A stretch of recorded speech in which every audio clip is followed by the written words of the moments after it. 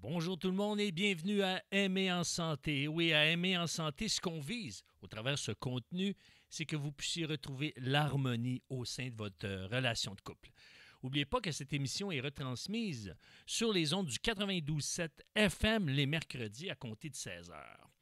Bien, mon nom est Éric Lantier et puis j'accompagne les gens d'affaires, les leaders, les couples et les individus à relever des défis qui les empêchent momentanément de vivre une vie inspirante. Et aujourd'hui, je vais tenter de répondre à la question suivante. Mesdames, pourquoi votre partenaire préfère-t-il parler à ses amis ou à ses collègues? Est-ce que vous faites partie de ces femmes qui aimeriez ça entretenir de belles relations, de belles discussions avec votre partenaire, mais vous sentez qu'il est silencieux, je pourrais dire passif, et lorsqu'il est avec des bons amis, et là, il se met à parler, il se met à vivre. Et là, ça vous blesse parce que vous souhaiteriez vivre ce qu'il vit avec ses amis, mais vous y avez communiqué et ça ne semble pas fonctionner. Alors, je suis là pour répondre à votre question. Maintenant, il y a une précision ici. À Aimer en santé, on parle de généralité. Ce ne sont pas des absolus. Je vais tout simplement exprimer ce que la science a pu découvrir au sujet des distinctions entre les hommes et les femmes. Et à ce moment-là, ce que la science observe, c'est ce qui se vit dans la majorité des cas. Donc, à 60, 70, 80, 90, 95 % des cas. Mais ce n'est pas une valeur absolue à 100 %. Et c'est pour ça que je vous dis ce que Saul de Tarse a exprimé dans l'Antiquité, examinez toutes choses et retenez ce qui est bon. Alors, on revient à notre question, mesdames. Pourquoi votre conjoint, votre partenaire, préfère-t-il parler à ses amis ou à ses collègues? Mais la première des choses, c'est parce qu'il ne voit pas les bénéfices de parler avec vous. Vous allez dire, ah, je ne comprends pas ce que tu veux dire. Ben, OK, je vais le redire d'une autre façon. C'est parce que souvent, il ne verra pas votre partenaire qui se sent utile. Parce qu'à chaque fois qu'il arrive pour apporter des solutions, il sent que ça vous dérange. Et c'est vrai, messieurs, que lorsque notre femme veut exprimer ce qu'elle ressent et on essaye de la corriger, de la réparer, de la rétablir, de la prendre en main pour réorganiser son univers pour qu'elle se sente mieux, et là, on passe à côté. C'est vrai ça. Mais maintenant, est-ce qu'il y a moyen de se sentir utile sans apporter des solutions? Absolument. Maintenant, pour qu'il sente ou qu'il ait au moins l'impression qu'il se sent utile, eh bien, il y a des choses à considérer. Parce que, premièrement, mesdames, il faut faire attention que votre conjoint ne sente pas que vous voulez le changer. Parce que il y a deux règles qui sont importantes. Une qui s'applique aux hommes, une qui s'applique aux femmes. Règle générale, n'oubliez pas, ce sont des généralités. Règle générale, une femme, lorsqu'elle s'exprime, lorsqu'elle ouvre son cœur, elle aime être comprise, ou du moins elle préfère être comprise. Alors qu'un homme, et ça s'applique à plusieurs niveaux dans sa vie professionnelle, dans sa vie relationnelle avec ses amis, dans sa vie amoureuse, un homme n'aime pas qu'on veuille le changer. Il préfère être accepté tel qu'il est. Donc, une femme préfère être comprise, un homme préfère être accepté.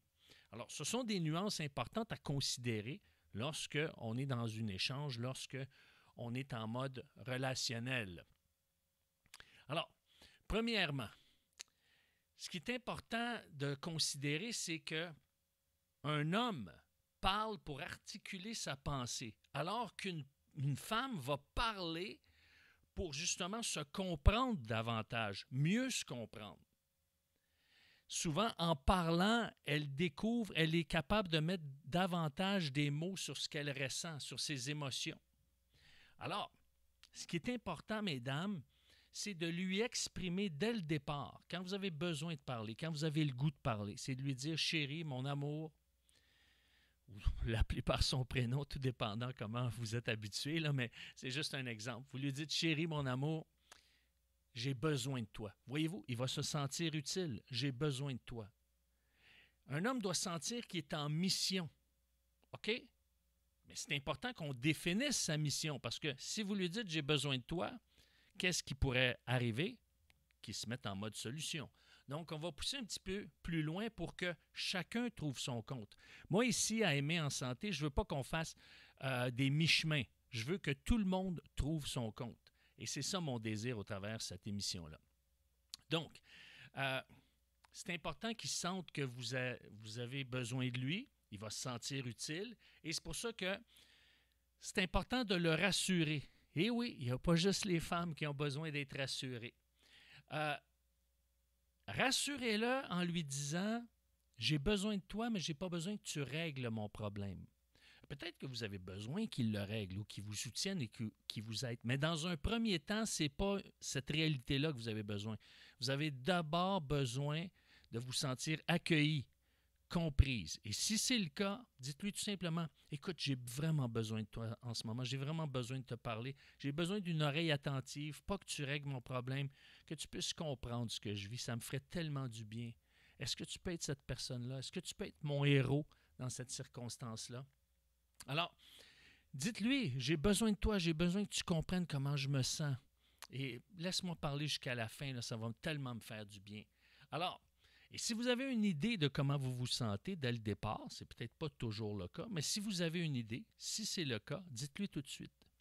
Ah, je me sens contrarié. Ah, je me sens abandonné. Ah, je me sens trahi. Ah, je me sens humilié. Ah, je me sens traité injustement, rejeté, etc. Donc, dites-lui dès le départ si vous le savez ou si du moins vous avez une idée. Et peut-être qu'en cours de route, tu sais, dans le fond, à force de te parler, c'est pas tant le rejet que je ressens, c'est l'abandon. Alors, voyez-vous, c'est pas grave si en cours de route, il y a des changements ou des ajustements parce que plus il y a des mots, plus on s'éclaire, d'accord? Alors, et rassurez-le également en lui disant que le fait de faire sortir le méchant, la négativité, ça vous aide à vous sentir mieux et à l'aimer davantage, à l'apprécier davantage, parce que vous avez besoin de sortir ça, de vous confier, de confier ce qui vous fait mal, ce qui vous trouble, ce qui vous gêne, ce qui vous déçoit, ce qui vous dérange. Et à la fin, mesdames, exprimez ce qui vous ferait du bien. Si jamais à la fin, vous dites, ben maintenant que, ouf, oui, c'est vrai dans le fond, je me sens abandonné, mais j'aurais besoin que tu fasses quelque chose pour moi. Alors, si tel est le cas, ce que je vous suggère, mesdames, c'est que vous lui exprimez ce qui vous ferait du bien, ce qui vous ferait plaisir, ce qui vous rendrait heureuse, ce qui vous ferait sourire à nouveau. Et à ce moment-là, s'il le fait, d'accord? Parce qu'un homme cherche à faire plaisir à sa femme s'il sait qu'il fait la bonne chose. S'il ne se rend pas compte qu'il fait la bonne chose, il va avoir tendance à devenir passif. Et quel est son critère pour savoir s'il fait la bonne chose? S'il reçoit de l'appréciation. Maintenant, si par exemple, votre conjoint, votre partenaire, a l'habitude d'aller remplir votre voiture d'essence, d'accord? Et que pour vous, c'est devenu une habitude, ou c'est lui qui vous sert le café le matin, et que pour vous, c'est une habitude. Lui, pour lui, il n'est pas conscient que ça vous fait plaisir. Il a besoin de ça. Je sais que vous, entre vous, mesdames, vous le vivez d'une manière différente. Mais maintenant, je vous parle dans un langage, dans un vocabulaire, dans une réalité masculine à ce moment-ci. Maintenant, vous lui exprimez sous forme de désir, sous forme de souhait, ce qui vous ferait du bien.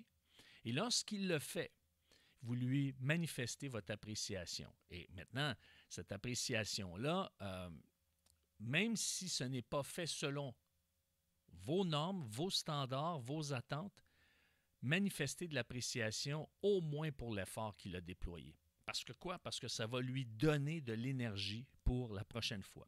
Et vous pouvez terminer par un câlin ou par un beau sourire ou en lui tenant la main, un signe de connexion tangible. Et là, si jamais ce n'est pas fait à votre goût, la prochaine fois, pas cette fois-là, la prochaine fois, parlez-lui sous forme de désir. Par exemple, il n'a pas lavé la vaisselle comme il faut, il est resté des taches dans le fond du chaudron. La prochaine fois, je dis, hey, sais-tu qu'est-ce qui me ferait plaisir? C'est que tu laves le chaudron.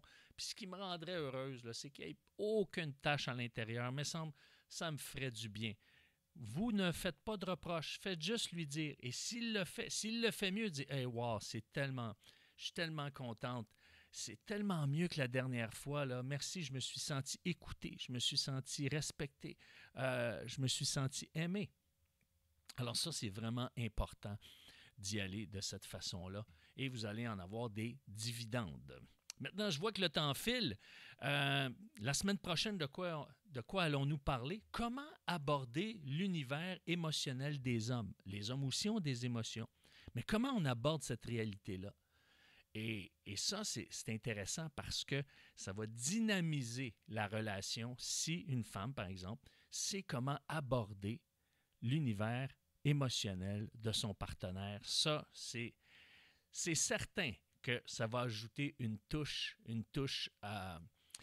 qui va contribuer à un meilleur mieux-être, si je pourrais le dire. Je sais que ça ne se dit pas, là, un meilleur mieux-être, mais c'est quand même ça qui risque d'arriver si c'est bien fait, si c'est fait en connexion, évidemment. Alors, j'aimerais terminer avec ceci. Si vous désirez que ces capsules continuent à être diffusées sur les ondes du 92.7 FM, eh bien, je vous invite à m'écrire à coach@ericlantier.net. On a besoin de votre support, on a besoin de votre soutien. Et puis, si vous m'écrivez à coach@ericlantier.net, je vous expliquerai comment vous pouvez soutenir cette émission sur les ondes du 92.7 FM.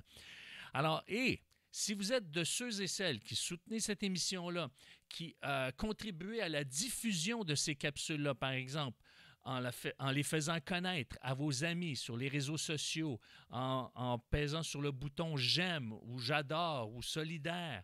Et à ce moment-là, bien, si vous êtes de ceux et celles qui agissez de la sorte, je vous invite à m'écrire. Je vais vous envoyer un court questionnaire qui prend environ 5 à 10 minutes à remplir maximum. Et ça va vous aider à vous situer relationnellement.